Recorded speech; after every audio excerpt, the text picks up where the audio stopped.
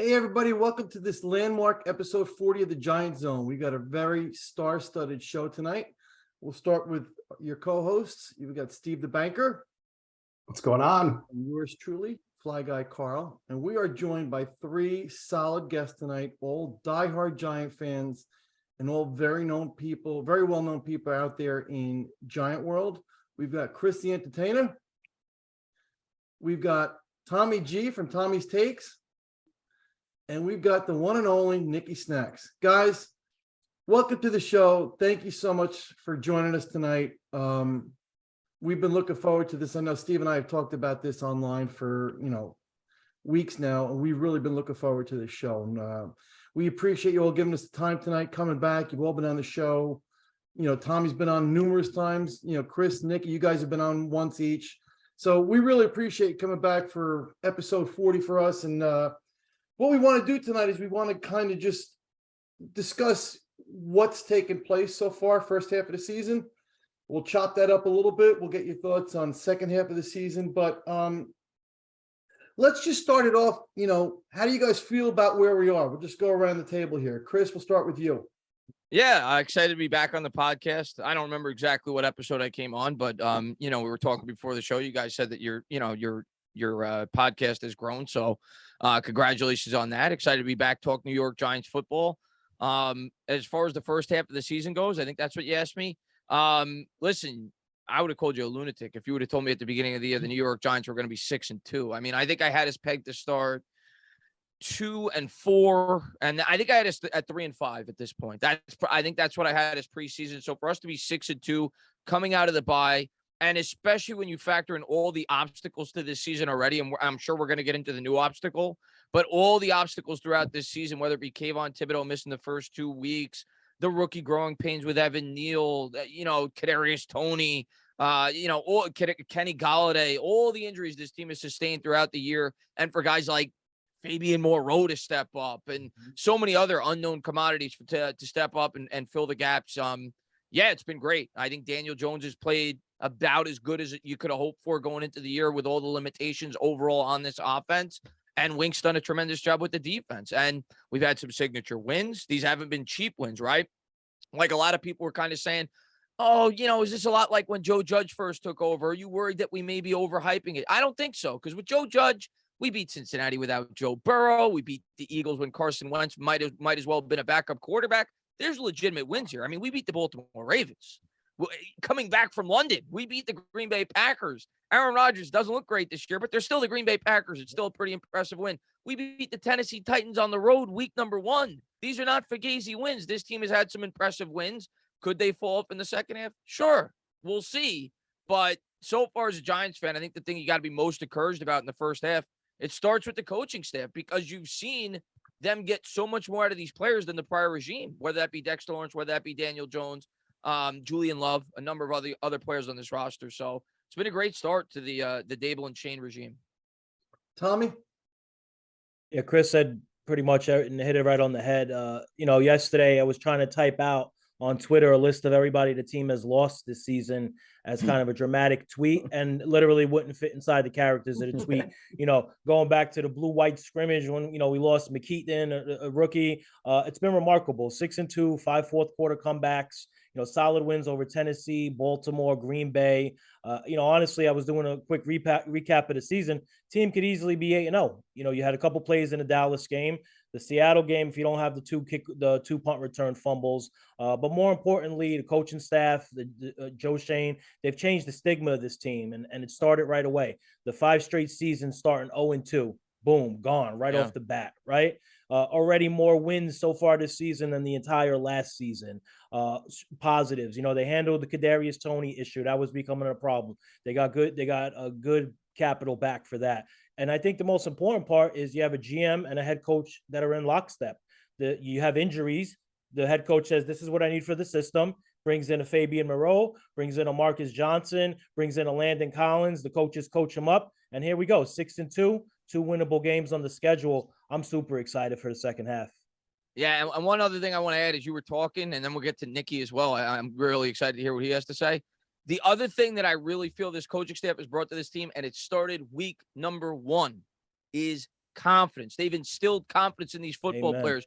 Week number 1, game on the line. I believe in you, Daniel Jones. I believe in you, Saquon Barkley. We're going for 2. And they have brought that each and every week to this football team, and you've seen the players respond well to it. Yep. Absolutely. What do you got, Nikki? Yeah, I mean, Chris, you kind of you just took the words almost out of my mouth with the whole confidence part, and both you and Tommy hit everything that I wanted to say. So I guess I'll just try and elaborate a little bit more. We have been deprived of, well, we have heard the word over the last 4 years, the word culture. And to me, there's only one culture, and that's winning. And these games that we are winning, you couldn't, in a million years, over the last 4 years with the coaching staffs that we had, we were not winning those games. Against the Ravens, sure, an interception, and then we go down. We would be losing these games. Like, those were the games the Giants were losing. This coaching staff has them right in line to be at the right place, the right time, the right scheme, the right play at all times. To me, the whole culture of what the Giants, this new regime is spectacular. And listen, I think I was telling you guys last time, I wasn't the biggest Daniel Jones fan. And no, he's not going to be a Patrick Mahomes. But what he is doing and embracing the system, and what the coaching staff is doing, putting him in the best possible position with, excuse my language, dog shit as wide receivers, is unbelievable. Saquon is having just an incredible year. Everything, it seems to be clicking. The rush defense, maybe not the best, but when Wink has to really put it together, he puts it together. They know how to stop it. It just, to me, my biggest takeaway, and because I'm not going to go over the same things that Tommy and Chris went over, because they're 100% right, and it's exactly how I feel. And I just want to reiterate, this coaching staff and in total the regime itself, unbelievable. Night and day from what we had with Gettleman and Judge and Shermer and all these guys. It's just in one season, in half a season, the fact that it is this different is mind-blowing, with a roster that is still it's depleted of talent. It is. Average. It's average. You could I'll say tell it, you what, could say Nikki, it is. this coaching staff is so good. Brian Dable has done Unbelievable. such a good job that they've made Dave Gettleman not look like a complete buffoon. And I'm glad, Chris, I am glad you said that, because all these guys that he's getting the most out of, and you brought up the Julian Love, the Dexter Lawrence, he did draft him. So maybe it was just the coach that he couldn't get right.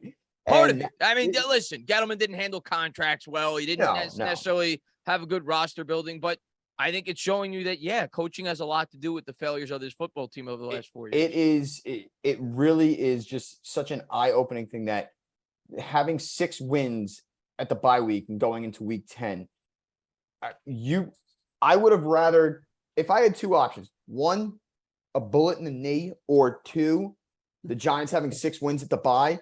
Which one is more likely? I would say a bullet in the knee. That's how good that this coaching staff has completely turned this team upside down. And I love every second of it. It's not just Brian Dable, it's Mike Kafka, it's Wink Martindale, it's the assistant coaches for all these positions. It is truly, truly fantastic. And there's not much, as you guys know, there's not much that makes me happy, but I am thrilled right now. Thrilled. I am so pumped, Tommy. I am with you. I am so pumped for the second half of the season, and it starts on Sunday against Houston. Me and Entertainer are gonna chug beers all day, so I'm pumped. I can't wait. My first shot. I might be going to the Washington game too, because I was talking to Bobby today. And Oh yeah, doing the whole thing. He Yeah. said he's doing the tailgate for that, so I might go to that. But yeah, I'm excited to hang out with you. You guys get there at like 8 a.m., right? No, we get there at 6:30 a.m. They open Oh. the gates at 6:30. No, they open it at 8, but we like this. We like our certain spot, so we get there at 6:30 and we just stand there and wait. That's Okay, like I don't yeah, have to let- get there at 6:30. I get there at 8, right? 8, And meet you guys in eight's the good. parking lot? 8's good. You can come right in. Yep. All right, I'm gonna get there around 8 and meet up with you guys. Looking forward to A it. lot of people that listen already know that I worked at the stadium in the 80s and early 90s when Parcells was still the coach. And about the only people that were there, they were mostly workers. And don't forget, the team was winning Super Bowls. They were in the playoffs. So it's not like there weren't fans there. you'd see a couple mobile homes with people taking a dump out in the back or whatever. So is that what you're seeing when you're getting there at 7 in the morning? It's a lot of us degenerates, Steve. That's for sure. I've seen Yeah, some they would clips of your agree. tailgates. It looks like a fun time, and you got the It's flip it's cup it's a going. little, oh, we get big flip cup. Yep. I have sucked at flip cup my whole life, but for whatever reason, when the winds of the Meadowlands in East Rutherford come rocking, I am top notch. I refuse to lose. I refuse. Looking forward to lose. it, man. I'm looking forward to it. Listen, I was at the tailgate. I got there a little bit late. It's everything it's cracked up to be. They do a really good job. Steve, Thank real you. quick, your thoughts on the first half? Well, first of all, Carl, this is what it's about. It's moments like this that I do wish I still lived up north and I was going to games because I know I'm missing out on this, and it sucks that after all these years the team is finally doing what it's doing, and I'm so jealous of you three guys and everybody. But you know what? God bless. It's our time, and it's about time. It's long overdue. Amen. So anyway, look, the only thing that I'll add is there's been a lot of talk. All three of you guys have been spot on with coaching, and just different comments about coaching. But there was a little bit of talk there about Gettleman. I am as excited as I am about all the coaching. Everything you've said is spot on. I'm also excited about Joe Schoen because, so for example, Absolutely. we didn't make the trade, and we say we as if I'm not in the media, but the Giants didn't make the trade for the wide receiver. Obviously, everyone knows what we're talking about. Their trade deadline. Are they going to get a wide receiver? Jerry Judy's. Yeah. Chase Don't Claypool. shop hungry. Right. Everybody knows. Hopefully, everybody listening already knows. No need for me to educate anyone. But I was so happy because there are teams where trading, it's maybe even a second round, but like a third and a fourth or a third and a fifth would have made sense for them. But this team, what we've already seen in just a short period of time, in just one draft, he understands the value that draft picks have for him. We're going to have 11 picks again next year. With this guy and his front office drafting, I don't want them just, dealing them away like they're chiclets. I want him holding on to those draft picks. And is there a time and a place, especially when the team gets even better, God willing, and then we're only 1 or 2 or 3 players away? Of course. Right? Yes. Yeah. What was the expression everybody's been using over and over? I don't want to shop hungry. It's true. Yeah. Yep. I So was just saying, yeah. I agree with everything you all said about coaching, but I'm just also so happy that we finally, as someone once said a couple years ago, an adult in the room. Well, we have an adult in the room in the family. And we It's finally- funny. It's funny. The adult in the room succeeded the guy who said an adult in the room. Right. The only, Steve, you're 100% right. Having the GM, the head honcho, that is a competent, I could say, or understands the NFL in the year 2022 is a huge sigh of relief. And everything to me points that this team is going in an incredible direction. And I again, nothing makes me happy, but I could not be more happy with what's going on. did you guys? The other thing I want to add about Shane real quick that I really like about him, like that I've learned along the process here, he is the opposite of arrogant. This guy has come out and said, like a lot of times when a general manager takes over, he goes out of his way. We saw it with Gettleman. Yep. It's not just Gettleman, several GMs. They come in, they completely clean house. They say, these are not my guys. I want to get credit for building this team. He did not do that. He came out and said, no, basically said Gettleman did some good things. He left me some good young pieces. I want to build with some of these guys. I don't want to completely knock this down. I don't need full credit. I just want this team to be as good as they possibly can. And I think that's a good sign for Shane as well. He's not arrogant. He identifies, Andrew Thomas is a great young piece. Julian Love's a great young piece. Yeah. I might want to build with Barkley. I might want to build with Jones. And that to me is a strength. It seems to be a strength of his as well. Is he's not set in his ways. He's willing to adjust. He's willing to work with some of the pieces that he inherited as well. So I think that's a good sign for Shane as well. And go ahead, Steve. I had one too. Yeah, I just real quick and Chris 100% agree. Yeah, I want to get my thoughts in on the season here, guys. Yeah, sorry, Carl. Real quick.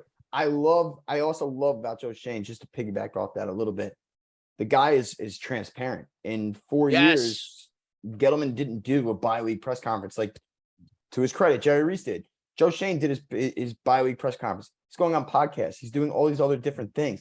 Like the transparency as a season ticket holder, and you guys too, like as consuming fans, you want to hear from the head honcho. So I think that's a big sigh of relief that we are hearing from the guy who's making all the decisions for the team that we love. So Great point. Just a few quick thoughts here. Yeah, it's all about the front office for me. Joe Shane, Brian Dable.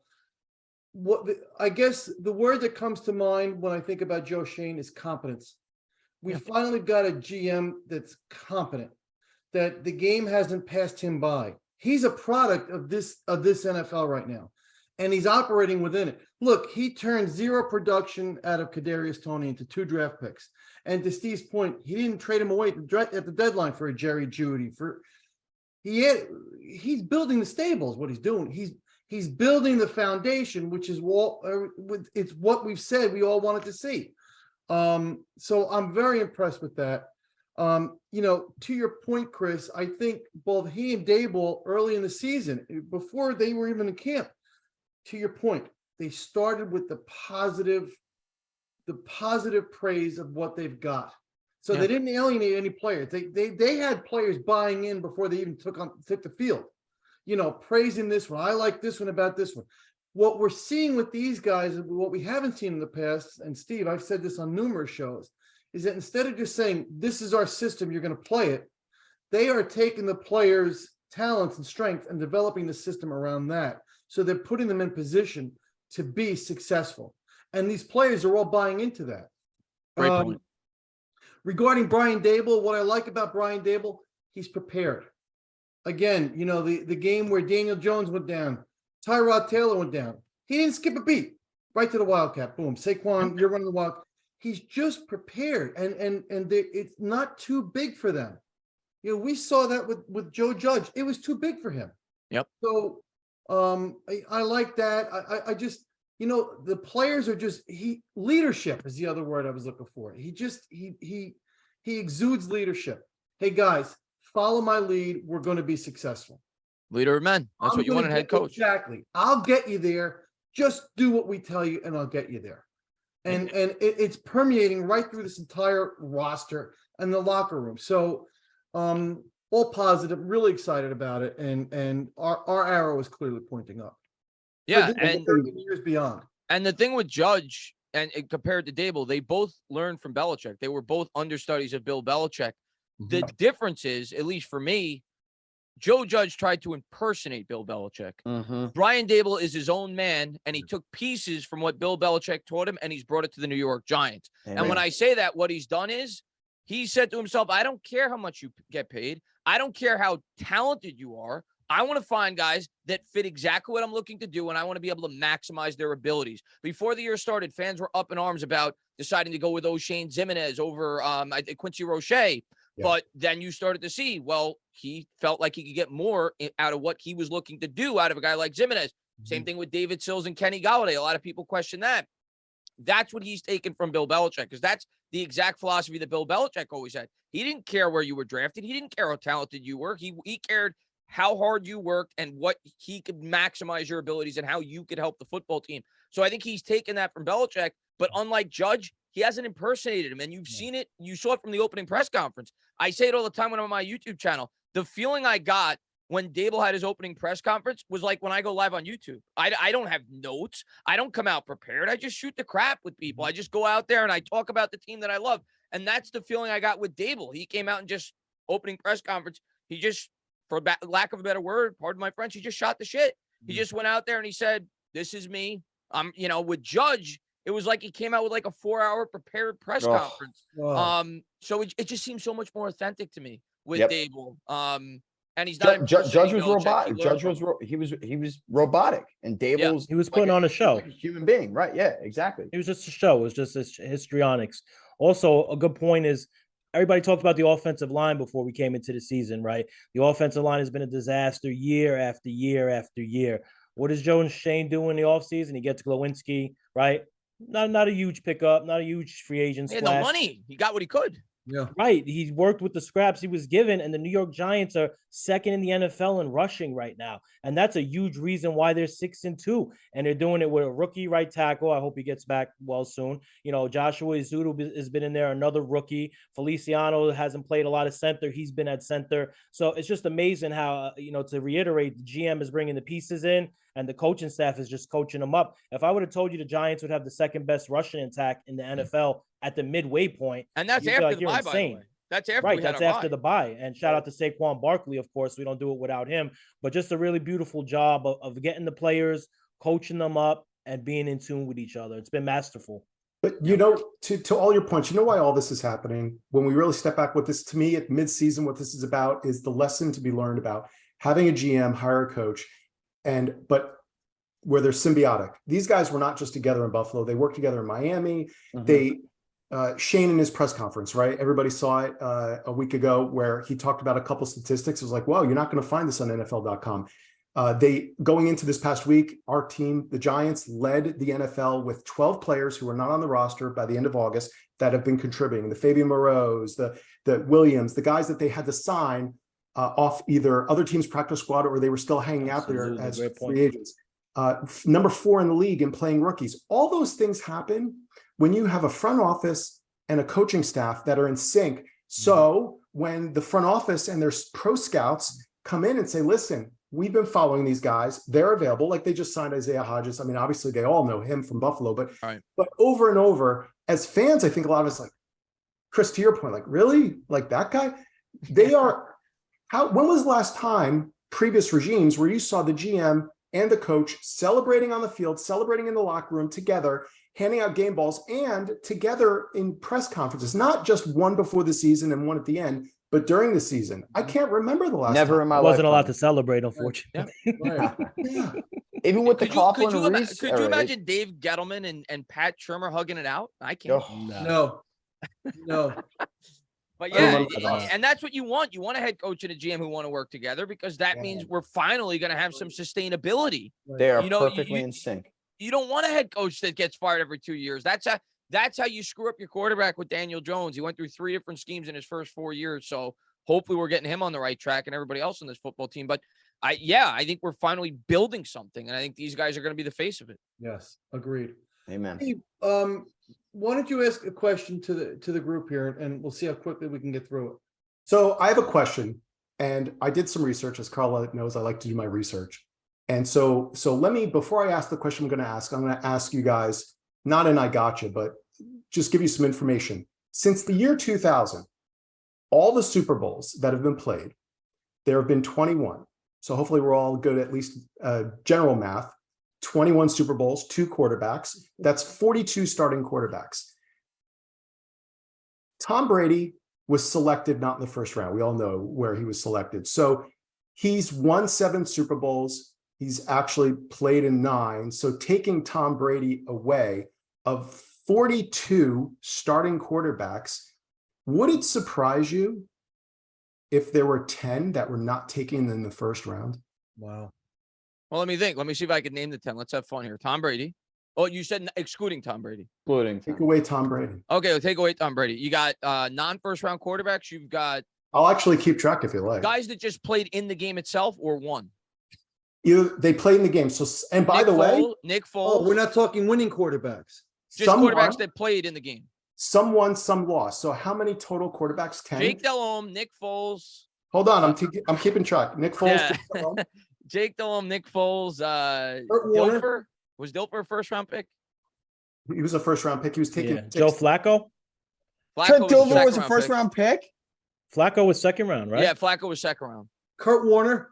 Kurt Warner, he was, Oh he no, was Warner. bagging Flacco. groceries. Hold on. Flacco was the first. Flacco was a first round pick. Yes, He was he the was. 8th pick in 08. Who are you Drew saying? Brees was a second round pick, Drew right? Brees. Yep. Kurt Drew Warner. Brees. Steve. Kurt Warner was an undrafted free agent Correct. out of the Arena League. So Jimmy Kurt- Garoppolo. Jimmy Can't Garoppolo. forget good Jimmy call, G, Tommy. baby. Garoppolo. Yep. second round Jimmy G. pick. Let's see. I'm trying to think. Matt Uh, Hasselbeck? I'll tell you how many you're missing. 1, 2, 3, 4. There's still 4 more. Matt Hasselbeck. Yes, awesome. I Very never good. would have guessed him. Okay. Very good. 3 more. Oh, And Brad this is all Johnson. leading to an important question, right, ladies and gentlemen? So you got 3 more, guys. Brad Johnson. Yes. You know where he was picked? In the 9th round in 92. We don't even have a 9th round anymore. No, we do not. 2 more. was How about Grossman Gannon? was Grossman after Whoa, 2000? Hold up, Tommy, what'd you say?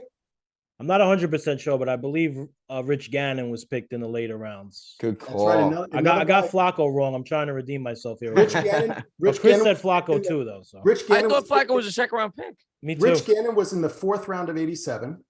Okay. There's one more. Chris, One who more. did you just say before? I think you may have nailed it there. Yeah, who'd you say, Steve, Chris? I said, now I forgot. The very Yeah. famous guy. He's a very famous guy. I don't know if I said a very famous He's guy. made, and I'll give you another one. He's made, Yeah, no, the guy I said was not very famous. I said Rex Grossman. Go ahead, Steve. Rex Grossman was a 1st round pick, actually. He was a first round pick. out of Florida. Nauseating. The guy that we're all missing has Wait. made more money outside the NFL than he did in the NFL. Thanks to Oh, his- Colin Kaepernick. boom. Wow. Yeah. Yeah. Wow. Yeah. No, never. I forgot. Very Totally good. forgot. Now, of all of those, not including Tom Brady, since the year 2000, so how many have actually won the Super Bowl? Hey. Breeze, Breeze, yeah. Nick Foles. Foles.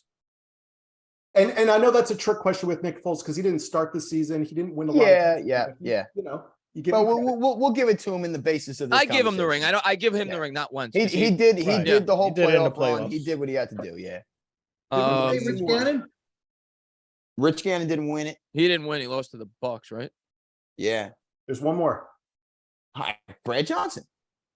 Johnson. Johnson. Yep. Very Yeah, good. he's No, talking about Rich Rich Gannon. That was Very the good. Super Bowl. He Yeah. beat Rich Very So good. Gannon. guys, Yeah. Wow. when we really think, and for everybody watching or listening, when we think about all the drafts, and it's not like, oh, Steve's old, he's going back. That I don't have to go that far back because let's just get rid of Tom Brady. History repeats itself, and it's a copycat league.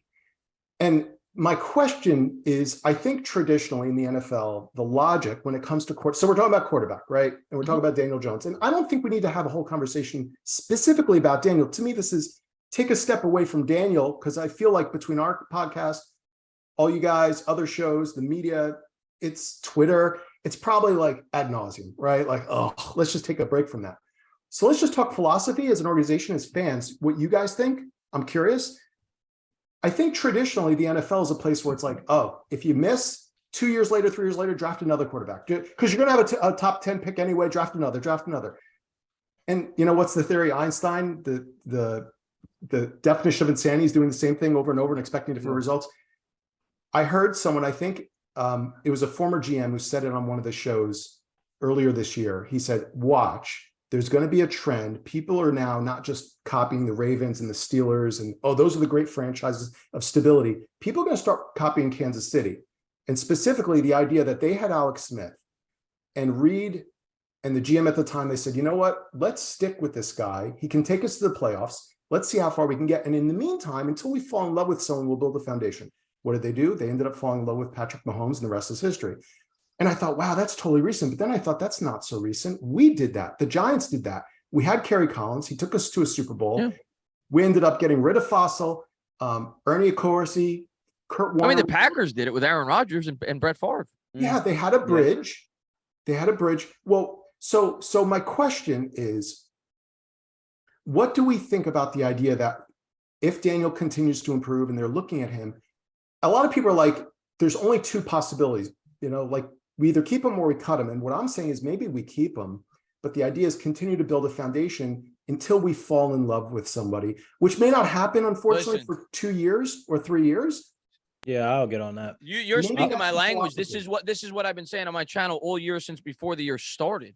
People have said to me, Chris, should they go with a bridge quarterback? I said, Daniel Jones is probably the bridge quarterback. And maybe he develops into the franchise quarterback. But that's what I've been saying since before the year started, that the cardinal sin in the NFL is forcing a quarterback pick.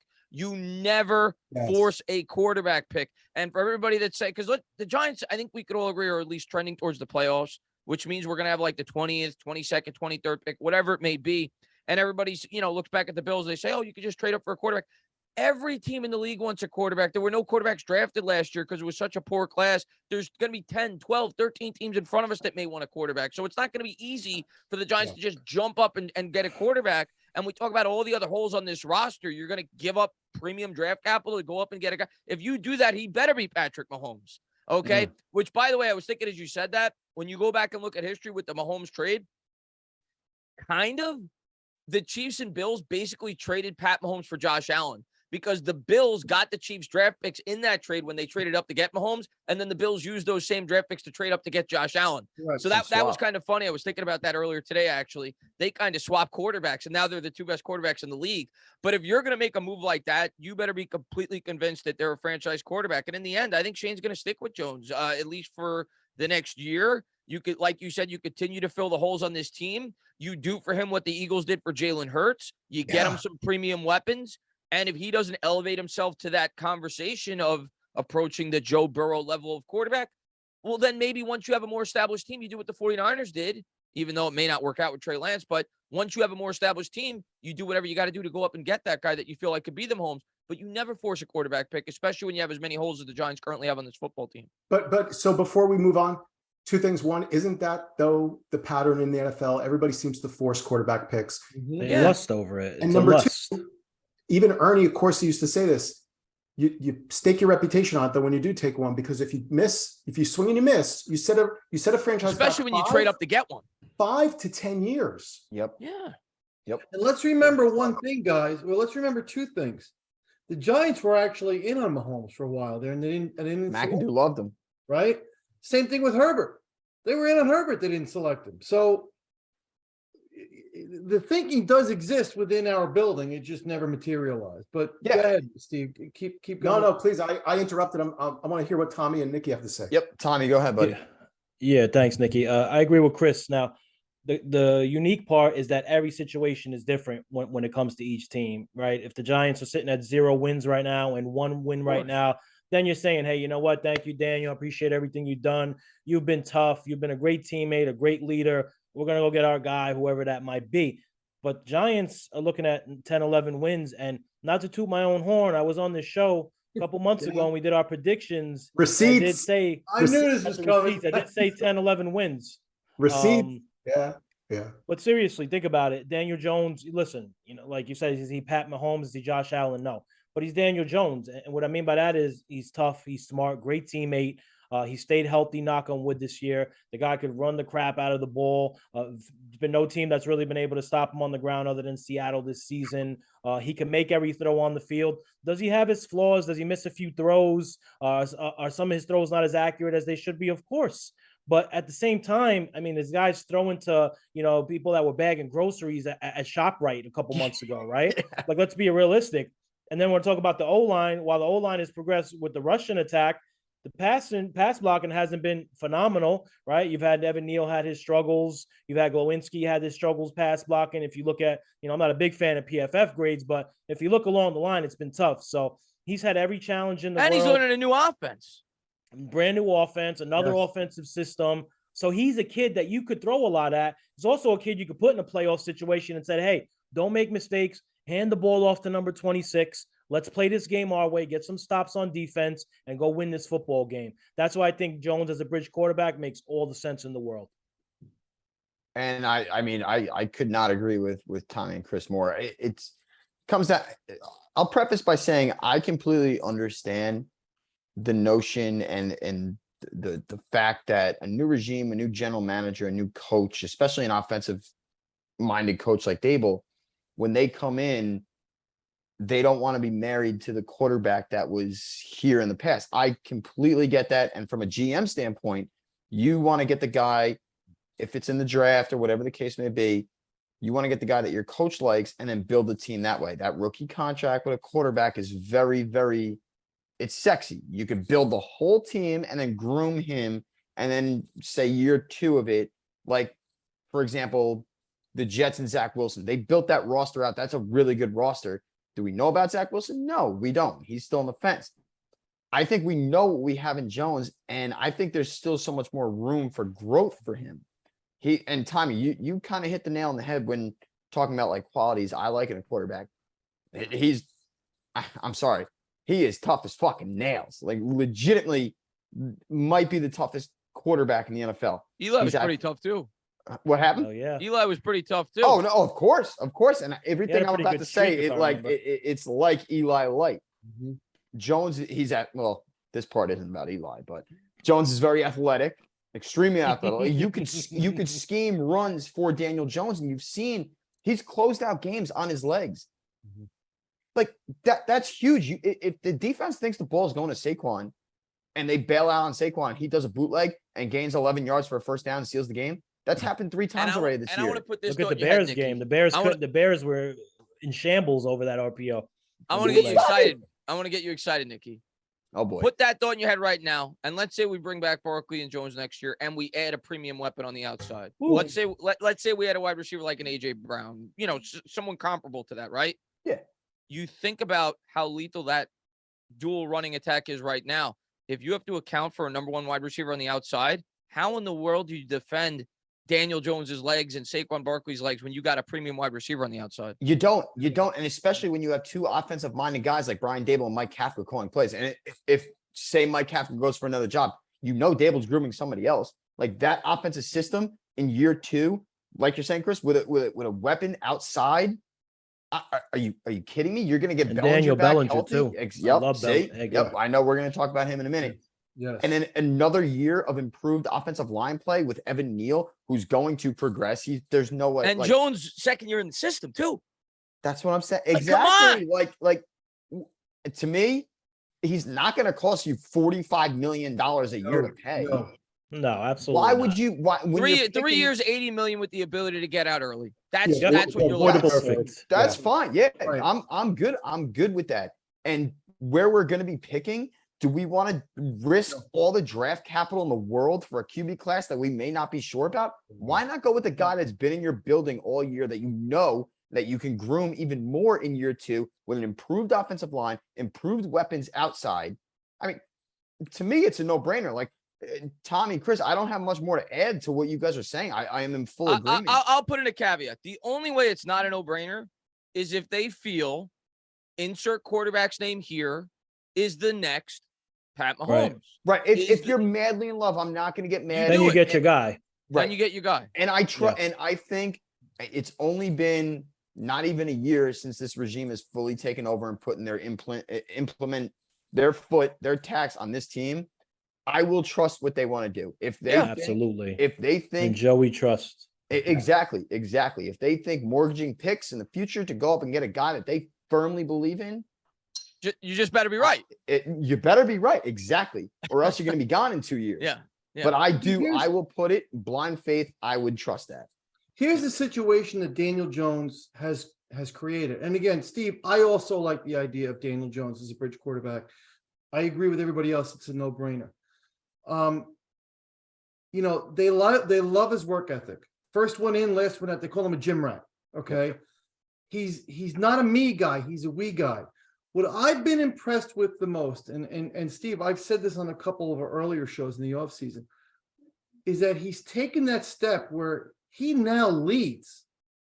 He's no longer a game manager. He's leading. Mhm. You could just see when he went down and Tyrod Taylor came in, it was a different offense. All right.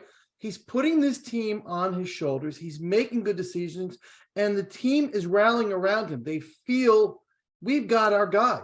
We're going to win with Daniel Jones. And this, God, I've been saying it ad nauseum. To me, it's not about numbers. And I'm sick of people saying he's not averaging 200 yards a game. What is he throwing to? He's throwing to my grandparents, for crying out loud. Nobody's going to throw over 200 yards with this. Aaron Rodgers hasn't thrown for 200 yards in the All right. meantime. Yeah. Look, I don't like a dink and dunk offense. I'd love a vertical, downfield passing game. We don't have it on the roster. Yeah. They're making lemons. They're making lemonade with the lemons they have on the roster. You know what? I'll take that. But he's forced himself into this conversation where it's not a foregone conclusion that we're drafting a quarterback. I don't think we are. I don't think so either. I Well- don't. Here's what I'll say about Jones. A lot of people use that term as like a derogatory term. He's a game manager. He's playing like a game manager. And yes, his statistics in terms of the pace of play, Correct. yes, indicate that he's a game manager. But I don't think he's a game manager because they don't believe in Daniel Jones. I think he's a game manager because they don't believe in this offense. And They his see, surroundings. Yep. they Correct. see that they're going to war with a Absolutely. BB gun. They're going up against tanks and AK-47s. He doesn't have Jalen Waddle. He doesn't have Tyreek Hill. He doesn't have all the Devontae Smith. He doesn't have these guys. Right. Chris, let He's me ask got you a David question. Sills. Chris, I know I'm being rude and interrupting, but I want to ask you specifically and Carl, the two of you guys, a question. Of course, Tommy, Nikki, please as well. They're not drafting a quarterback. Jimmy Garoppolo, Kirk Cousins. You know where I'm going. There are guys that have been drafted. Daniel Jones has never played a full season. Now, unfortunately, I was ecstatic about our backup, Tyrod, but he keeps getting injured. So obviously, he's probably going to be here next year as our backup if they re-sign Daniel. But why not draft a quarterback? And I'm not saying I'm all in on this, but what about the idea when you have 11 picks to find a quarterback that he likes, third, fourth, fifth round, maybe to develop? That I I agree. know it hasn't worked out for the Giants in the past. I'd Davis, be okay with. I mean, Yeah, I'd be The number okay one one pick way is or not the gonna be a other. quarterback. I'm not a fan of it. I would probably prefer them not do it, but it's not something I'd Okay. scream about. I'd be Yeah, I like, can all live right, with it if they do. he's a guy that maybe they feel like they could develop long term and he could be a backup. Like he doesn't necessarily have to become a starter if you draft a guy in the third or the fourth round. So I'd be okay with it. But personally, with all the other holes on this team, I'd rather them attack depth on the offensive line, get yourself Linebacking core. get a Yep, linebacker, get a linebackers, cornerback. another safety in there. Yep. You're already paying Taylor $6 million next year. He's the backup. Maybe in the future, maybe the year after that, if you're pushing forward Jones, maybe you Okay. draft the quarterback in the third or fourth round. But the fact that you got Taylor on a pretty hefty salary next year for a backup quarterback, For a I don't backup, see yeah. the need to I was do just it. I think curious. I'm going to throw yeah, I one would be. name. I wouldn't cry about it. I'd be I'm like, gonna okay, throw yeah. one name out there to everybody on this panel to remind you that it works. Jeff Hostetler. Yeah. It could work. It Throwback. absolutely could work. Dak Prescott. true. Dak Prescott. Jalen Hurts went in the second round, and Kirk Cousins went in the third. And Kirk Cousins is a pretty respectful quarterback. And they actually like you were drafted saying. him and Griffin in the same draft. Right? Yeah, that's wild. Guys, I- don't be surprised. Nikki, I'm throwing it out there, and I'm throwing it back to you. I'm throwing it out there because we're going to have 11 picks. I know. I listen. And it's a cheap contract. I completely get your point, and I will say, and you were saying like it hasn't worked in the past. The Carl Nassib, Ryan Nassib, whatever his name was, Oh yeah. the Davis Loletta. Webb, Kyle Loletta, Davis right? Webb. The difference between those guys and a guy that would be drafted in the third, fourth, fifth round this year is the offensive minded scheme and the GM brain and in the sync that they have. That's why. That is why I would not be totally against it. Yes. It's not my preferred choice. Chris, to your point, I'd rather build out the depth of this team with all those picks that we have. Mhm. But if there's a guy that keeps slipping and slipping and slipping, and Brian Dable's like, listen, Joe, that's a guy who has tools that is going to fit my system that I can work with and mold into a quarterback. Yeah, and even if Jones develops to be the guy, let's say they take Michael Penix. He's a college quarterback that off the top of my head out of Washington who is probably projected to go in that third or fourth round area. Let's say they just took him, a random name I just threw out there, and he develops into something. Maybe you could end up trading him if Daniel Right. Jones. So it's like quarterbacks Yeah. are valuable in the NFL. So Yeah. Like You know New England what's, did you know with what's funny to Garoppolo. me? Right. You know what's funny to me is Tyrod Taylor was supposed to be the bridge quarterback, right, coming into this season. But Yeah. Jones has played well enough to where they're like, hey, let's deviate from that plan. And I think that's a testament to him because coming into the season, it's like, all right, Daniel, it's your final year. Like I said, thank you. Appreciate it. Tyrod will start next year. We'll bring a rookie in. But times have changed. But I agree. We have Tyrod. But hey, listen, in Joe we trust. If he sees a quarterback in the fourth or fifth round that he likes and he's scouted, I'm believing in this guy 100% because I have no reason not to. Yeah, Tommy, at the end of the day, that's really what it is. In Joe, we trust. And in this Simple. regime as a whole, we trust. So Absolutely. and I don't think a third or fourth round pick even puts added pressure on Jones, to be honest with you. No, He- it doesn't. A lot It of doesn't times at when you all. draft a quarterback in the fourth round, he's drafted to be a lifetime backup. Right, Correct. exactly. How many franchise quarterbacks you get in the fourth round? You don't. So, but like Tommy, you nailed it. And Joe, I trust. If that's what they see, they see somebody they like, somebody slipping and falling in the draft. Who am I to complain? Who am I to bitch and moan? If Got to those give these guys an opportunity. Got to give them an Hey, opportunity. you never know. never know. So, all right. So I'm going to change things up here a little bit. So we're kind of butting up against an hour here, but I want to do something that I think is going to be kind of fun here. I'm going to go through the remaining games in the schedule. Ugh. Oof. I want your guys' predictions and I want to see what you predict for the final record. All right. Are we factoring injuries in here or who's You coming got to. back? Factor who's whatever the playing? hell you want, Tommy. Don't ask me. I'm a miserable fuck. Well, that's all right. Well, but before Carl does that, I just want to make sure we're all level setting. As per the press conferences most recently. I'm going to tell you right now, you guys could judge based off your assumptions. I'm gonna do this based off the fact I don't think McKinney's playing another game this year. I agree. Really? Get out of Really? here. I agree. Yeah, I don't think he's playing another Really? game He this might- year. That And was a if very he, weird and, press and if he conference. does, it's gonna be like 2 games. I think And he's he gonna wouldn't miss co- the majority of the He wouldn't remaining commit to anything, too. No, he That was wouldn't. weird. You're right, Nikki. He wouldn't commit to weird. any timetable at all. Yeah. Yeah. So it agree with looks you, Chris. like we're getting literally almost everybody back except Evan Neal and Bredesen are not ready. And Bellinger. And Bellinger, thank you. Yep. But there's hope that in the next 2, 3, 4 weeks, one at a time, little by little, they'll come back. Mhm. Lemieux just Aaron came off. Robinson won't. Yeah, he's Lemieux- out and for the year. Robinson's Yeah, he's out. done. That's tough. But we got Lemieux back. We'll see if they make him active or, Gates is obviously back. I mean, so little by little, we're starting to get just about everybody back. Who knows what was, so just to level set, right, Carl? I think that's, Fine. It's fine. yeah. It's Okay. time to make a run. All right. It starts Sunday, guys. I'm gonna go around the group here. Home against Houston. I'm going to the game, so they better win. But What's I'm your gonna Chris? I'm gonna Chris, tell you what's my your two- record attending games, Chris? they won the last time. I went to the Jets game, Giants Jets. Oh no, they lost that game. No, they won last year. I went to the Eagles game where Okay. Hurts threw like the 4 picks. I went to that game, but Good. but yeah, no, I'm gonna have a win there, and I'm gonna also throw in my 2 X factors for the remainder of the season, real quick. If the Giants are gonna win 10 or 11 games, 2 guys have to step up for me in the second half. Julian Love, now that he's got the mic, he's taken over the McKinney role. He's Yeah. gonna have a more expanded role. I think he needs to really elevate his game now. He's played great this year, but he's got an even larger responsibility now. And the other guy for me is Kenny Golladay. Yep. I think Kenny Golladay has to bounce back. Yep. I'm not saying he's got to be a number 1, but he's got to be a contributor for this football team in the second. He's something. Golden He is- opportunity. he for is him, the- too. I think he's going to do something. He is But the I'm going to most give us a win. talented I'm going to wide give us a win receiver. against Houston. By Most the way. talented wide receiver. And All right. Chris, I again, time will go to you, win or loss. But I like that you said those 2 guys because I have those in mind too. And this is no discredit to Julian Love saying like, "Hey, step up," because he's been phenomenal this year. Great. One of the guys I really He's hope that we fantastic. extend. Yep. But now his role is expanded more because he's going to be that defensive play caller. So that's a good call, Chris. Good, Tommy. Yeah, I would have did the same thing with the X factors as Chris, but I would have picked the same 2 players, so I'm not going to be whack and do I'll that. throw another one real quick. Now you're I just was being thinking greedy today. now. How about Cordell Flott getting an opportunity in the slot? It's a good one. That's interesting. Because if he Darnay gets Holmes back. ain't getting the job done. Flott's No, going he's back not. from the Right, injury. right. So, Great Chris, I smile, don't just disagree not a with good you. player. I hope I don't see Flott take the field the rest of the season. You don't want to He see doesn't, Flott. he doesn't like that. Really? No, No development? I've been down on that pick since day one. I like Flott. I think he could turn into something. Okay. Me too. Gotta stay Okay. healthy. So Gotta stay Tommy, are healthy. you picking a win for Houston or no? You Who? already know. I got one stat for you guys. The Texans have given up 180 yards rushing per game.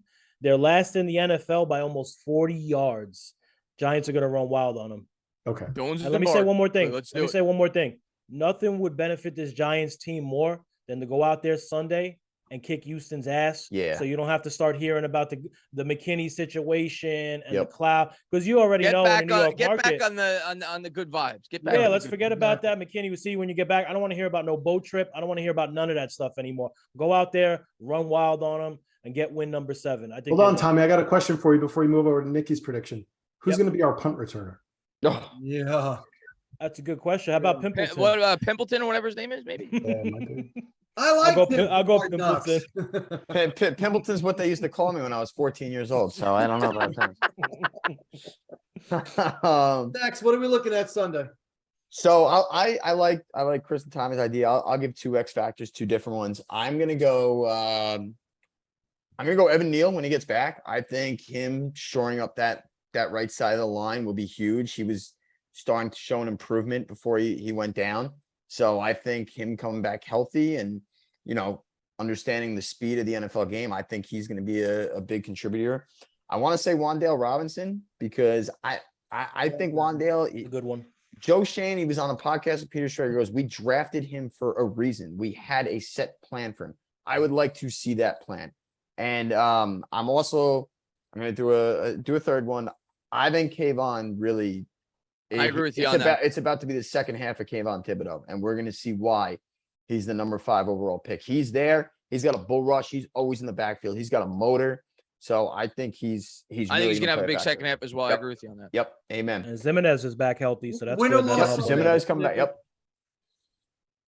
He better be picking a Come win on, against Houston. Nikki. Come Really? on, Nikki. Really. By Don't the way, do it. 3-1 Rangers, Nick. Oh, and a baby. All right, excellent. If the Giants lose this game, you may never hear from me again. I am predicting a Giants W, and I'm going to do it Woo. by 10 Yo. plus points. I think we're going to have the Damn. first non-sweat game since, I don't know, 2008. Amen. Let's go. Giants Hallelujah. W. Steve. So I'll give two quick Giants factors. One I'm stealing from Nikki is Evan Neal. And my other Giants factor, nobody said he was hurt. And last week we saw him come back to form, and Leonard Williams is going to be. Yeah. So the defensive line coach made a comment to Sexy Dexy and Leonard during training camp. He said, listen, with what I'm going to have you guys do and what I'm going to teach you, if you don't both make the Pro Bowl, then I forget what the exact phrase was. I'm paraphrasing, but then I did something wrong and you didn't do your job or something like that. Well, Dexter Lawrence is on his way to making All Pro, forget Pro Bowl. And Leonard Williams was hurt, but you know what? His first game back, I chalked that up to, I was watching him during the game and I chalked that up to, it was his Little first rust. game. Yeah. But this past week, man, he was a beast at times against Seattle. He was the best player in the field for us this past week. Leonard Williams. Oh, and it's going to be different with Leonard Williams there.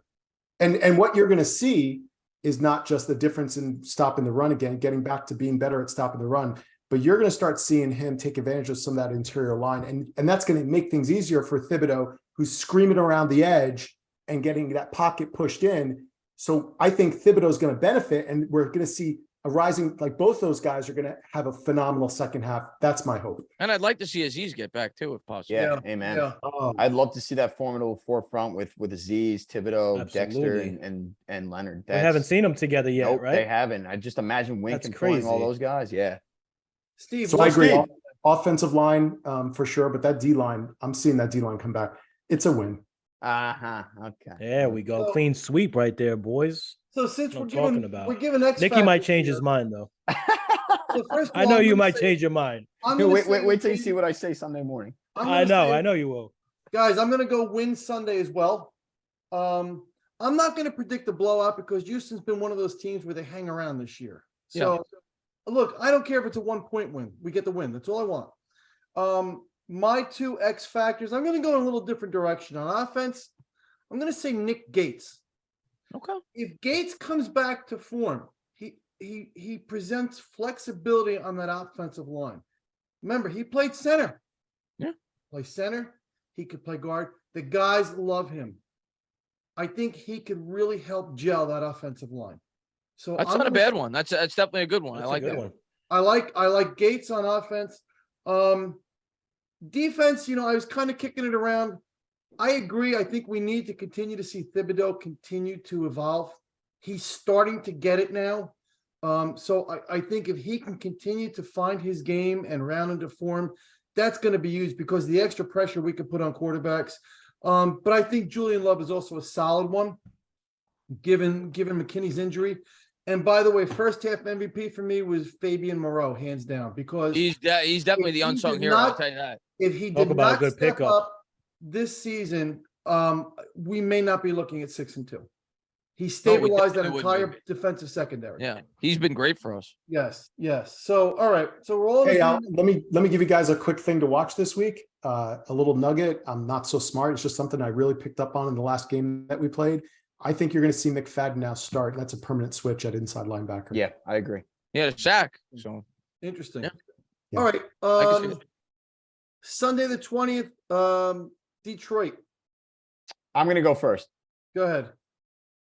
Sunday the 20th is my brother's birthday, and he's a little prick, but I think the Giants win in spite of them, and I think these are two must-win games. And I think just coaching overall, the bye week came at the right time. So getting the Texans and Lions back to back, although I think the Lions are going to be a lot tougher of a game than the Texans Yes. are. Yes. I do think the Giants will squeak one out. That Detroit defense isn't. I mean, they held the Packers, but the Packers kind of stink, and we held the Packers down. I'm worried about Detroit's offense, but them coming to East Rutherford, New Jersey, not in a dome. I'm gonna give the Giants a win there too. I know, Score a lot shocker, of Tommy. points, don't they? Yeah, What was that? I'll go victory here too. I think it's gonna be a close game. Detroit's defense has struggled. I mean, just look at some of the score. They've given up 48 points to the Seahawks, 29-0 loss to the Patriots, 24-6 to the Cowboys. They're going to be playing tough. Obviously, Dan Campbell always has them playing tough, biting at people's kneecaps. But I think this Giants team is different. I think they're well coached. They're well prepared. They make the adjustments. They know how to attack. And I don't think the Lions will have enough that day. Chris? Lions are a tough team for me to peg because at the beginning of the year, their offense was like bulls to the wall. They led the league in points. They led the league in yards. And then they get shut out, I think, like Tommy just said, against the Patriots. And then the offense started to kind of tail off. I think they only had 6 points the week after that. And then they've had the worst defensive football year. And then suddenly they have a really good game against the Packers defensively. So they're a really tough team for me to peg. And like Nicky said, I don't think it's good. I have a lot more confidence in the Houston game than I do the Detroit game, even though I am going to pick us to win. But I am not super confident in that game. I think it's going to be a really close game.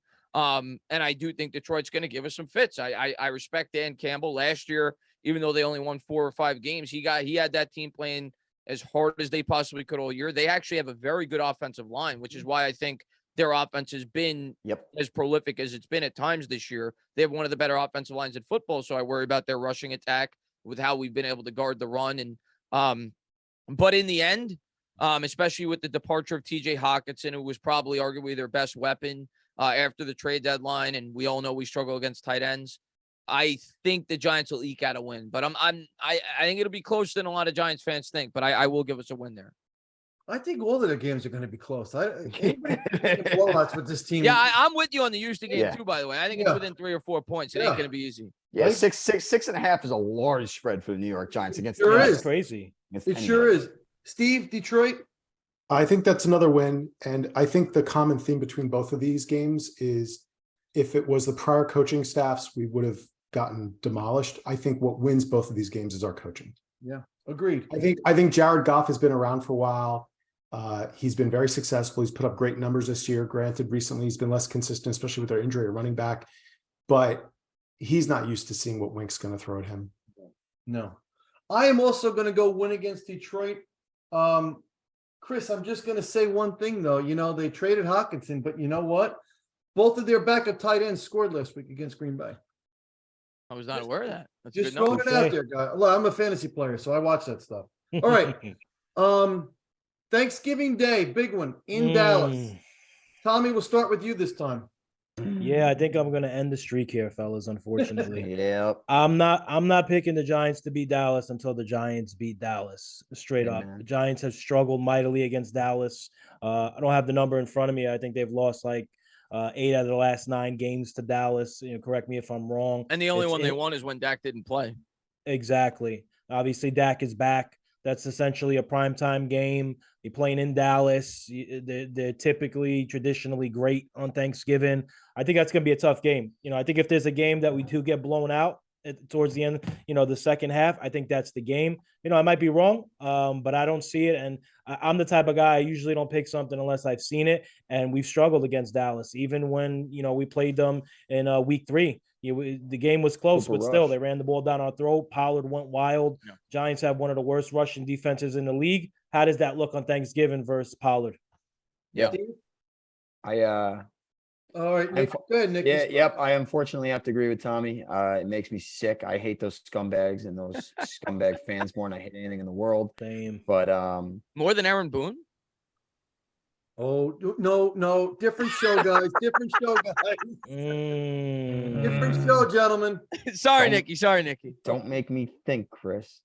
Nope, not having it. Nope, not while we're recording. Sorry. At least Aaron Boone's a nice guy. Anyway, just sucks at his job. But yeah, I think I think we fall at Thanksgiving. Listen, they're gonna play.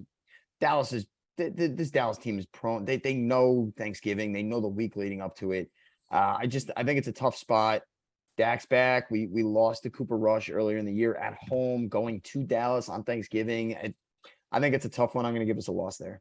Steve? I'm going to stick to my preseason predictions. I predicted we would lose to Dallas at home, and I predicted that we're going to go down there and shove a turkey up their ass. Wow. Love it, Steve. Look at Love it. that. You got to win. I think our coaching staff is still better than theirs. I love their defensive coach. Don't get me wrong. And they have a really nice young offensive coordinator, but They have a buffoon for a head coach. I think our coaching staff is going to be on a roll. Now, after that, I'm worried, and we'll get into that. But I think we're going to go down there and beat them. I just Man. Yeah, my prediction. Who I hope is back for this game is Evan Neal, because the Yes. first time we played the Dallas Cowboys, he got embarrassed Yes, he did. against Tank. He might Lawrence. not want him back for that one. But I was excited to see as a rookie how he would respond the second time around going up Absolutely. against Yep. up against Tank, and hopefully that's not his first game back. Hopefully he's back the week before that, so he Yeah. kind of gets acclimated to playing, NFL football again. But that's what I was really looking forward to in this reunion, going up against them week 2, because that was really what decided that game at the end of the day, was how poorly he played and how much Tank Lawrence took advantage of him. And that Giants Cowboys game the first time around wasn't as close as the final score indicated. No. They destroyed us in the trenches on both sides of the ball. We got no pressure on Cooper Rush throughout that game. And ultimately, in the end, that's what I think this game comes down to. And unfortunately, I think Dallas is still going to be much better in the trenches than we are. That's the strength of that football team, and we're not on their level quite yet. I think Dallas is really good. As a matter of fact, I think Dallas is the best team in this division. I think they're better than the Eagles. I have a lot of respect for the Dallas Cowboys, especially with Dak Prescott back. Micah Parsons, to me, is the best defensive player in football. And I hate praising them, but I think the Cowboys are really good. So I got them by about 10 points in that game. I think we're going to struggle. Kick this asshole off the show. You know what, guys? My heart says we're gonna win, because this team has just shown that they're not afraid of anybody. They're not intimidated by anybody. They're not afraid of anybody. And I think they're gonna show up and play a good game, but I'm concerned if this spot is still too big for this team the way they are right now. And I think it's gonna be a close game. We're not gonna get blown out or embarrassed, but it's, you know what? Until I see us, here's my issue when we play Dallas. It just seems that every time we play Dallas, we beat ourselves. They don't beat us. We implode somehow, some way. And until I see that corrected, I can't. Not in this spot. National TV, Thanksgiving Day. No. I don't know if we're there yet. So I'm gonna punt and say we lose a close game. Okay. All right, then we've got December 4th, home against Washington. Steve, why don't you start this one? we're going to lose that. Oof. Oof. Fuck, Steve. Ruined the whole show with that one. Damn, Oh, let's get out of here. No Silence analysis. is Just proud. I'm outta we're here, gonna- We're man. gonna I'm lose outta that one. Yeah, man. I give think we're something going to beat else. Dallas, and I think we're Is there going to any come hope? home. And I think we're going to come A home. letdown game. Yep. Washington. Yep. Go ahead, Nikki. I mean, it's Washington. They stink. I don't think Taylor Heineke's any good. They are playing a lot better. They should have beat the Vikings. They didn't. But I will give us a win there. I think they're 10 days of prep after Thanksgiving. I think that's a good spot. But unlike Steve, I get your point. Go to Dallas Thanksgiving, you upset them. Emotional letdown the next week. I'm the opposite. So Washington's on I a give high. us- They're playing with the better quarterback now. They got great Yeah. receivers, and they got a strong defensive front. yeah, any quarterback with red hair you can't trust. So See, I'm going to piggyback any that for a person, minute, you guys. mean. I'm going to get selfish here for a minute. I'm going to say, instead of this being a letdown game because we beat Dallas, I think because we lose to Dallas on Thanksgiving, followed up with a home division game, I think they come back and win. But I will say this. They're a better team with Taylor Heineke than they were with Carson Wentz. Oh, yeah. So, again, it's not going to be an easy game. It's going to be a close game, but I think they're going to win that game. Chris, go ahead. Yeah, I think this is the game of the season for the Giants when I look at the remainder of their schedule, because I do Mhm. think they're going to get their butts kicked against Dallas. I'm not saying they're going to lose by like 20, but I think they're going to get physically dominated like they did the first time around. That's what I'm predicting going into that game. And I think this Washington game, this is going to be the game they have to bounce back because they're at home. I think they're going to split against Washington, but if they're going to win, if I'm going to predict they're going to win a game, it's going to be the one at home.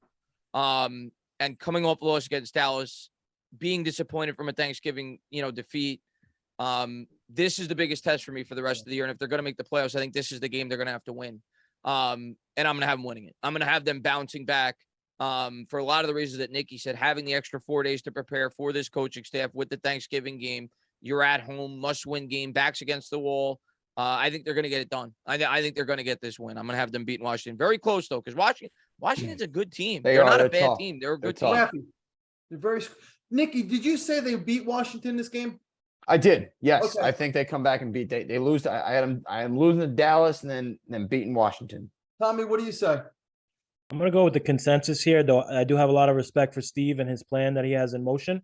I'm gonna go with the consensus. Listen, it's gonna be another tough game. We don't play well typically against Heineke, but I think Washington's gonna be in meltdown mode. You're already seeing Ron Rivera giving Joe Judge type press conferences about the quarterback. Daniel Jones typically plays well against Washington, and I'm gonna throw in a little caveat. Slayton game-winning touchdown, and he exercises those demons from the drop. And baby. Dex Lawrence, don't nice. jump off sides, Dex. Exactly. Yeah, stay thank stay you, tight, then thank sexy you. Dexy. But I go with the win. All right. And I think O'Shane had a bad moment against that team too, didn't he? Or Yes, no? he did, did. yes. Yeah, Yes, on he an did. interception. Yep. Yes, he did. All right. Snacks. If you got a hard stop and you got to jump off, then please feel free. Yeah, I messaged you guys. I didn't want to interrupt the flow of the show. I'm genuinely sorry. I got a work call I got to make. I know, ridiculous at this time of the night. But Steve, Carl, genuine pleasure. I really thank you guys for having me on. Chris, Tommy, love doing this together. It's fantastic. Awesome show, great time. I know you guys are gonna go through the rest of the schedule. My final prediction, I ain't gonna tell you which ones wins and which one loses. 10-7 for me, playoffs, and we beat Tampa Bay in the first round, and we end Tom Brady once and for all. Once and I like for that all. stamp down. They're gonna I like they're it. gonna win the North. Let's Wow. go. They're gonna win it, and then what is it? North, South? I don't give a shit. Whatever. We're gonna beat them. South. That's what And it is. it'll be in Tampa. It'll So it be would in be in Tampa, Tampa, yeah. and we are going to bury that scumbag. Yeah. We're That gonna means make we him. can go, Steve. We're gonna make him wish that he stayed retired. We did it twice. We are gonna finally finish off what we started. That's my prediction for the rest of the year. Thank you guys so much. I will talk to you soon. I'll And see you this was Sunday, an Nicky. absolute I'm looking blast. forward Yes, to you it. will, Love you, man. Chris. Thank It's always a Nicky. Be pleasure. good, brother. Thanks, buddy.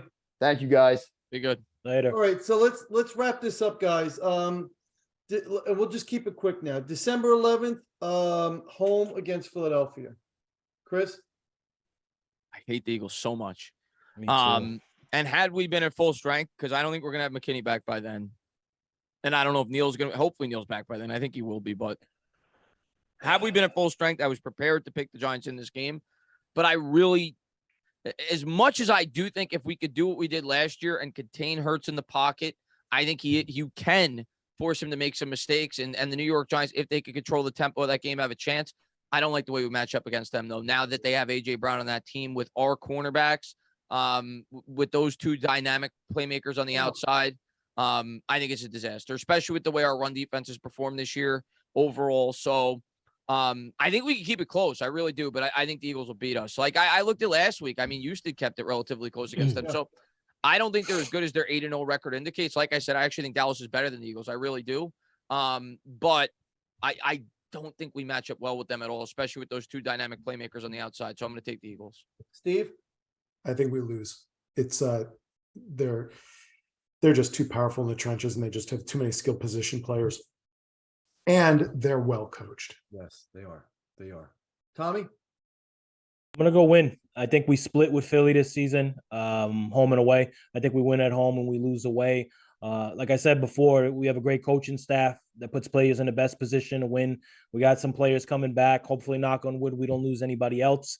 I think Wink does a great job exposing some of Hurts' deficiencies in his game. I do like Hurts as a football player, but I think Wink puts him in some compromising positions. Another close game, but I think we take that one at home. If we're going to win, that's what's going to have to happen. Wink's going to have to put him in compromising positions, and he's going to have to make mistakes. And he'll turn the ball over. Yep. He will. did it against us 4 times last year. But Yep. here's the problem. So I'm going to say loss because I think they are just too loaded. Chris, I agree with you. That's just a scary matchup.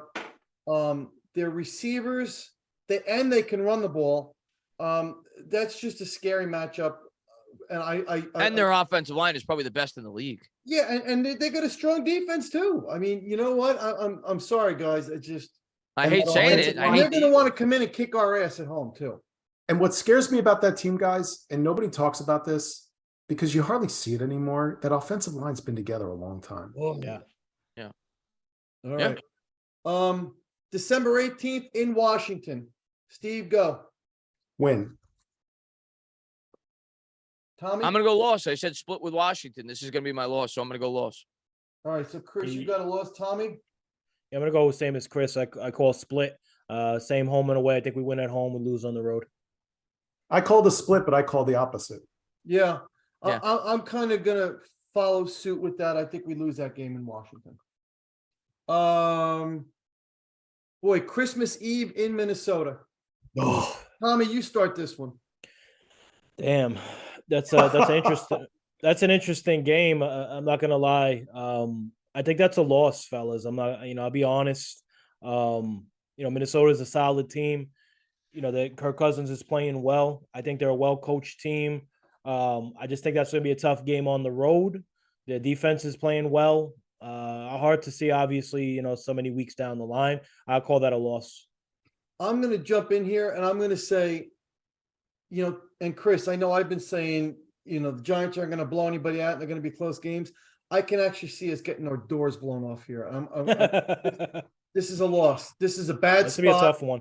This one just stinks from the head down. This is a loss. Yeah. Yeah, here's what I'll say about Minnesota. Ever since we beat them in the NFC title game 41-0, Oh, it just seems like they always kill us. Poor Eli, man.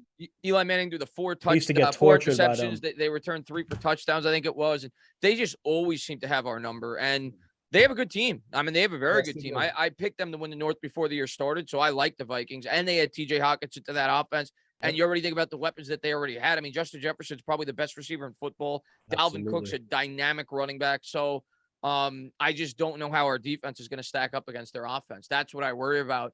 I think we could move the ball on them in terms of running the football, and maybe we could chew up clock and keep the game close. But in the end, especially on the road, if it was at home, maybe I'd say to myself, maybe I could convince myself of an upset. But on the road in Minnesota, that's tough, man. I got to go with the Vikings there. Steve? yeah, it's a loss. They have just too many weapons. And listen, not to go back to Daniel Jones, but I always tell people I think Daniel Jones can be at least as good as Kirk Cousins and Ryan Tannehill. I agree with that. You As he put gets Daniel older. Jones on that Vikings team, he could do with Kirk Cousins. Yes, But Yeah. if you really watch those Minnesota games, Kirk Cousins is playing with such confidence. He's putting beautiful touch on the ball. He's making beautiful.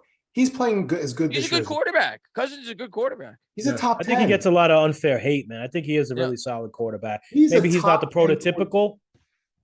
But it's the same as every other quarterback.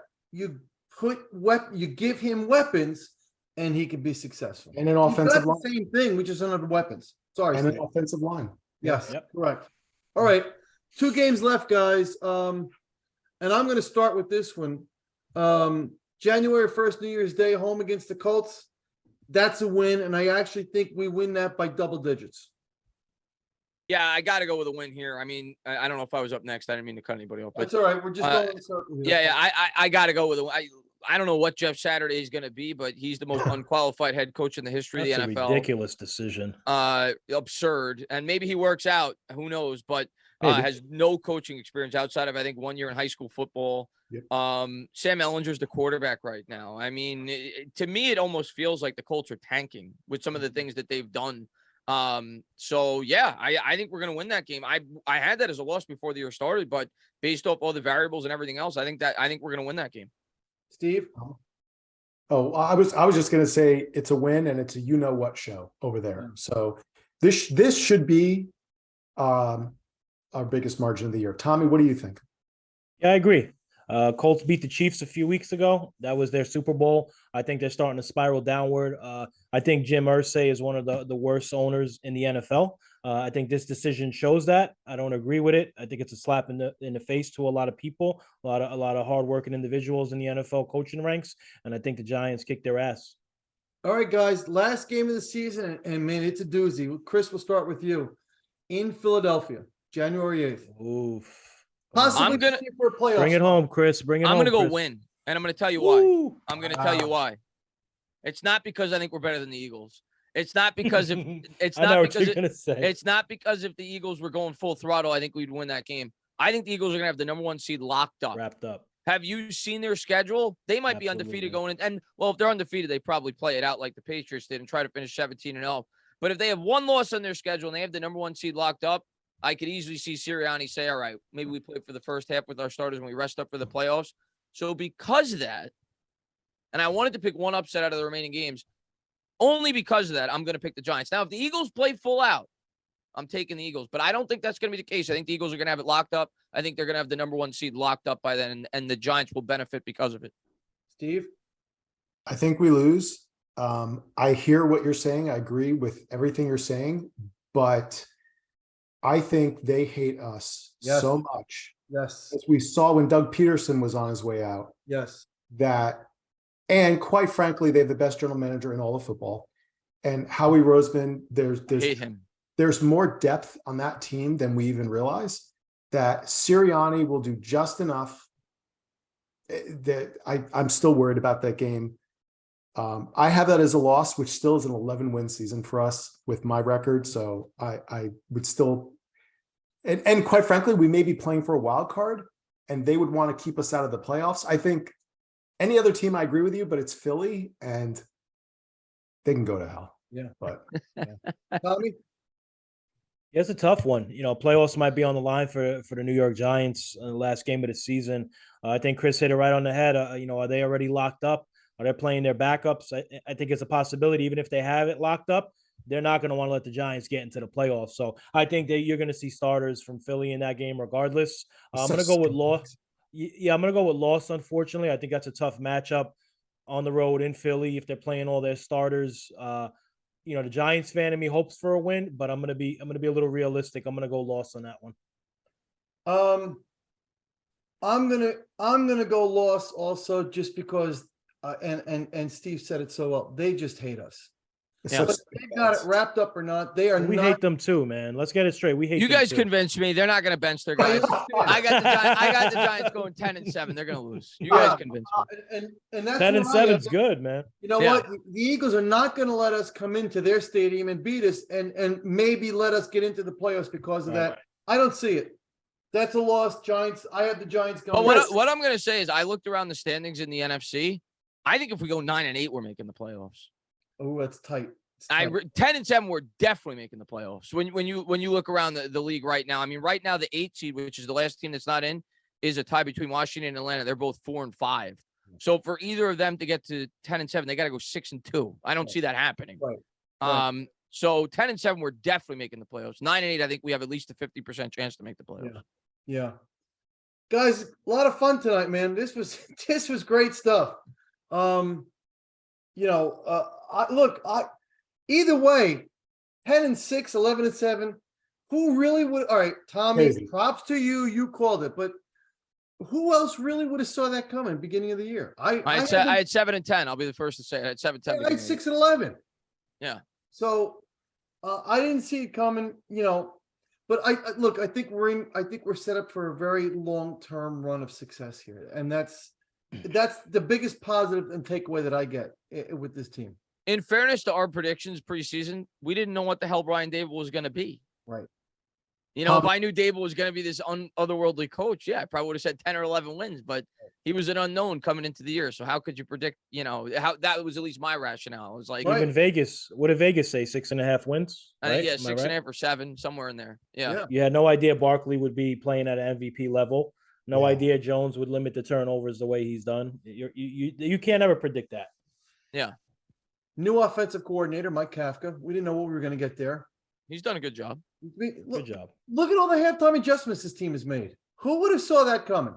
This is what I'll Not the say about Seattle Kafka. game, though. Like if people just look at digits and stats, Kafka's been better than Garrett, but it's not like overwhelmingly better. But Right. what I'll say is, look at the way in which we've scored our touchdowns. Mhm. Tell me a time under Jason Garrett that we had walk-in touchdowns, like it was like in terms of from a pass catcher, like it was so schemed up. Out of Daniel Jones's touchdowns, you think back to the Daniel Bellinger RPO that went for like 30 yards. There was nobody in sight. You think about the touchdown he threw to Myrick. He was wide open. I think he had another touchdown. Like the majority of Daniel Jones's touchdowns have been easy touchdowns. Yeah. With Jason Garrett, you never had that. So the play Don't calling. forget the shovel pass, Chris. Can't forget the shovel pass to against Barkley. Tennessee. And you know what, um, guys? That's what the only thing I want to say before we finish is I was I was a little frustrated. The Wando Robinson touchdown too, that just popped in my head. That Yeah, was that's another nice. scheme touchdown. Nice. I play. would say the first 6 games of the season, it was always the same for me for the most part. What the hell is Kafka doing in the first half? Second half, I'm in love with this guy. Oh my God. The last 2 games, the play calling was kind of, especially the last game, I didn't see the pre-snap motion as much, misdirection, post-snap routes. And they came out passing too. When we come out passing like that, I don't like Yeah. it. Like I get it. You want to I'm sorry to cut you off. I apologize. I get it when you want to come out and attack the other team's weakness, but the Giants right now are not built for be a team where we're going to come out throwing the ball all over the yard. That's hurt us in the first Dallas game, and it hurt us versus Seattle. They Sorry, just Steve. didn't look. You know what? They didn't look like they didn't look prepared for what Seattle threw at them. It just looked like Seattle kept them off balance all game, and they didn't have an answer for it. The And that thing I'll was say about the Seattle game, though, and I agree with you, but the thing I'll throw in with the Seattle game, it was basically the same exact game we had against Tennessee. Literally like identical. Like the New York Giants have become a team that in the second half, we know their identity. They want to control the clock. And in the second half, they did that. They had the 10-minute drive to start the second half. I think they had another 7 or 8 minute drive after that. And they were in the same exact situation they were against Tennessee, only Richie James fumbled the punt. You think back to the Titans game, we were down 7 with about 6 minutes to go, and we got the football. We had the opportunity to go down there and score the touchdown and go for 2. So I understand that the offense looked lackluster throughout a lot of that game, but that was still a game we were very much in, and in a very tough environment in Seattle. I don't think the final score indicates how close that game was. Like the Giants should have won that game. If Richie James doesn't have those 2 fumbles, we'd probably win that football game. So I sense like a lot of New York Giants fans have become depressed with that loss. Seattle's a good football team, and the New York Giants played right with them start to finish throughout the majority of that game. So I wasn't nearly as depressed as a lot of other Giants fans after that game. I'll tell you why I was bummed. I disagree with you. You have an interesting take that it was reminded you of Tennessee. For me, it reminded me of our Dallas loss because literally, even in the Tennessee game, man, we brought the wood to Derrick Henry. I mean, some of the hits, this game that they played against Seattle was the only other game, and I don't think it's ironic that we lost also to Dallas because the energy, the effort. Obviously, Seattle's game plan was phenomenal. Pete Carroll, amazing defensive coach. He's been coaching longer than anyone in the NFL. He knew what he was doing. They shut down a run. They have, and I'm not worried. I know you guys talked about it on other podcasts. I'm not worried that other teams are going to replicate it because I think people are correct. I heard Bobby and Justin talking about it. I don't know that other teams have their personnel to do it. But I'm sure teams are going to try to match us up with that defense that they played. I truly felt in that game, that first touchdown was lucky. Like I felt like they were just bringing, and granted, it was in Seattle, tough place to play, one of the toughest, obviously, but I just felt when I was watching it, just the eye test, it's what I felt when I was watching the Dallas game. I couldn't believe my eyes against Dallas. Like we're not beating this quarterback, but their defense was playing so frenetic, and they weren't playing mistake-free in Dallas. They were making mistakes too, but just the energy, and granted, I felt the same thing against Seattle. I was like, I remember my dad even was messaging me. He's like, they're just not playing with the same effort and energy. Like, flat. yeah. And maybe that's the lesson they needed. And hopefully we'll come home. They'll come home. And, I think Dable's the right coach as you guys have said all night, they had 2 weeks now. They had the bye. The bye came at a good time. Let them get healthy and let this coaching staff be like, listen, there's going to be games like that, guys. You can't sleepwalk. Like you got to bring it from the first snap to the last snap. Right. Yeah. You can't get hurt during the bye, right? Right. Yeah. Well, yes, you can. But the thing that I took out of that game after the fact was, and I think I knew this all along, but it really cemented home for me, is especially the style of football that the New York Giants play because of the limitations on our offense. We control the ball. We try to have long drives. We try to chew up clock. We try to run the football. When you play that style of football, you're going to be in almost any game that you play, but you have to play pretty much error-free. Yes. And for the majority of our wins, that's what we've been able to do. The New York Giants are not a good enough team. I don't care how well they're executing. You can't fumble 2 punts in the NFL without having a high-powered offense like the Kansas City Chiefs or Buffalo Bills and expect to win a football game. Right. So that's what I took out of that game. The New York Giants, they had 2 costly turnovers. And they do that against anybody. They're going to lose. They could do that against the Colts. They could do that against Washington. They could do that against Houston this week. If they fumble 2 punts, we're going to lose. Yeah. That cannot happen. And give especially Seattle with teams credit as limited too. as we are. Yeah. Seattle had a really good game plan. They stopped the run. They I did. think I think the Giants struggled to run without Neal and Bellinger on that right side. I think, that's been a core of running towards that side. Not having a starting right tackle and tight end was tough. Couldn't run the ball. But Seattle did a great job. And, I think it's just one of those games. I'm not. And Gino played very well too. Gino I'm played just well. going to say shout out one to thing Gino. though. Their running back, Kenneth Walker, is going to be a star. He's a good Oh, one. he's a stud. Stud. Yeah, he's a good one. He's a stud. You want to talk about a team with weapons? They got weapons. Yes, they Oh do. boy, 2 number 1 Yes, they receivers. do. Yeah. Guys, a lot of fun tonight, man. Thanks again for your time. We really appreciated chopping it up with you guys tonight. Always a fun time, and good luck This is with your awesome. shows, of course, and hope to have you guys back in the future as well for the playoffs. How's that? I'm in. Yes. Let's make the Love it. playoff. If we make the playoffs, I'm back. I'm doing it. Sounds like Let's a go. guys. Thank you again so much. Really appreciate it. Steve, as always, great job. Same here, brother. Everybody, hope you enjoy the show. Have a good one, guys. Take Thanks, care. guys. Thanks for having me on.